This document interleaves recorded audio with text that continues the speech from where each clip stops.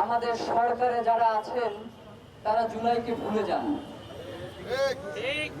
একটা কথা বলা হয় যে বাঙালি মুসলমানের মন খুব তাড়াতাড়ি ভুলে যায়।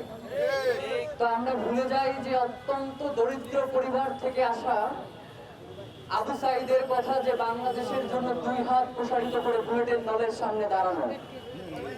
আমরা ভুলে গিয়েছি আনাসের কথা। সে বলেছিল যে আমার দেশের জন্য, আমার দেশের স্বাধীনতা সার্বভৌমত্বের জন্য, আমার দেশের মানুষের জন্য যে সকল ভাইয়েরা শহীদ হয়ে গেছেন তাদের কথা চিন্তা করে আমি আর ঘরে থাকতে পারি না। আমরা তার কথা ভুলে যাই। আমরা ভুলে যাই এপিসি থেকে যেভাবে ইয়ামিনকে ছুড়ে ফেলা হয়েছিল, আমরা সেটা ভুলে যাই।